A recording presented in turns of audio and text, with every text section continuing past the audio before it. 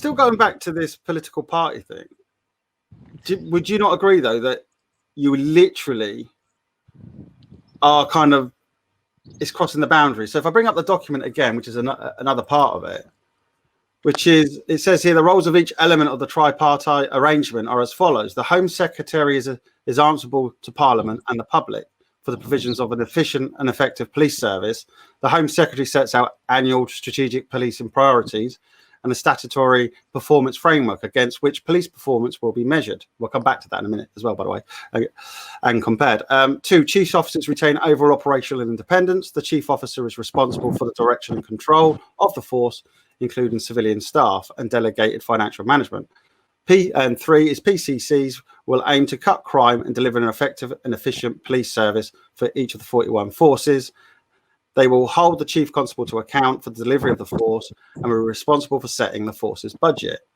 Now, with that, it clearly shows that that it's separated. Yeah, you've got politics, you've got policing, and you've got judiciary. That's how it's all set out in our constitution. Magna Carta. Even though again, I don't know which party brought out the new Magna Carta, but that's in the framework there.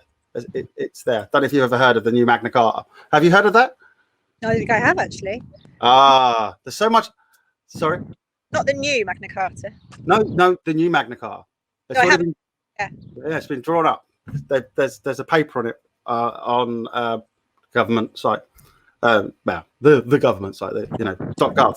So bearing that in mind, so I've explained that. Would you not agree that really you need to keep it separate? And if you're part of I know what you're saying, and I understand that you're saying, I'm my own person. I can, I can still be part of a political party, and even if I do come away from it, I'm still got those values, correct? Yeah. But you really, I personally think, really you should come away, not be part of a political party, because then we're going to get what you believe is right, and there's nobody turning around and saying to you, or bringing it down the line, so to speak, you need to toe the line here. Martin, I don't know how much you've seen about my background, but I'm not someone who gets told what to do.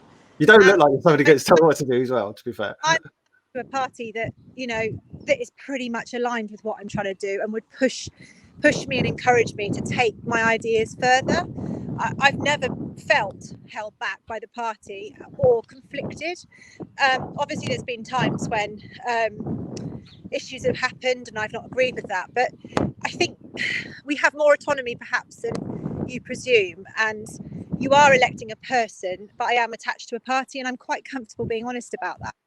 And if you don't like the system, that's fine. But if we decide not to vote, or if you decide you disagree with it to such an extent that you don't vote, you just get more of the same. You get more conservative power.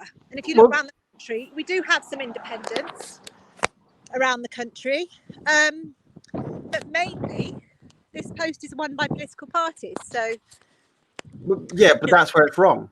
Well, maybe, but that's in our sphere of influence. I can't influence that. But yeah, that's for the oversight of the. That's for the oversight of the government. Sorry, the wind's really cutting in now. It's still wind, it's the weather. Marilyn Monroe, I think. There you go. Yeah, you do. Going with it, Martin. But I see what you're saying, but I save my energy and my passion for the fights that I can actually win. There's so few women standing for this post. A quarter of all PCC candidates are female. The rest are men. We're half the population, and crime really does impact women in such a way, such an extreme way, that I just think it's quite rare that I'm putting myself forward.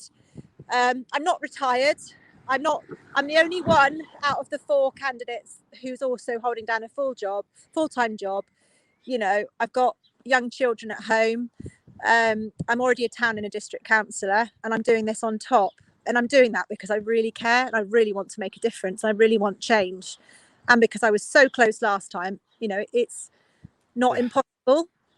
I see what you're saying about politics, and it's a massive point for people, politics and policing. And with the police crime bill that's just come, I mean, the police should never be the foot soldiers of the state. They never should be. And they are. But if you're controlling the chief, if you can sack him or her, sorry, that's very, very sexist to say him. I don't know who is actually the chief. The chief, to be fair, I haven't got hold of him, but that's where politics comes in, because as I say, our constitution clearly states you keep politics, policing, judiciary. Yeah. So then you're with the Conservative Party. Why did they create this role? Why did they allow this role? Why did they create it? Why did a politician create it? So they can control the police. It's a land grab, absolutely. But what do? You have 10 years of Conservative government, and then also give them the police and let them reduce our policing numbers and not deal adequately with domestic abuse that kills women every 3 days.